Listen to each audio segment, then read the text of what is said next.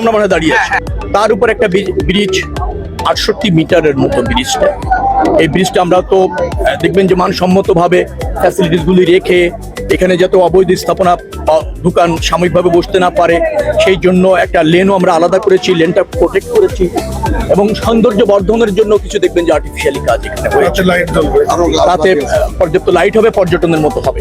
নদীটাও ইতিমধ্যে এলজিআরডি মন্ত্রণালয় এবং আমার মনে হয় পানি সম্পদ মন্ত্রণালয় থেকে, পানীয় সম্পদ মন্ত্রণালয় থেকেও বেশি কিছু ইনিশিয়েটিভ নিয়েছে। সারা দেশব্যাপী একটা উন্নয়নের আপনি বলতে পারেন ঢেউ শুরু হয়েছে। এই সরকার জনগণ কর্তৃক নির্বাচিত সরকার, যেখানে যে উন্নয়ন দরকার ইনফ্রাস্ট্রাকচার এবং ট্রান্সপোর্টের ক্ষেত্রে আমরা সেটা করছি, আমলে নিচ্ছি, বাস্তবায়ন করছি। তো এটা বগুড়াবাসীর জন্য একটা সুখবর। আরও জেনে অবাক হবেন যে এই এলাকার ইনফ্রাস্ট্রাকচার ডেভেলপ করার জন্য আপনারা ছিলেন যে আজকে এই বগুড়াতে কিন্তু একটা জোন আমরা প্রতিষ্ঠিত করেছি 5টি জেলা নিয়ে।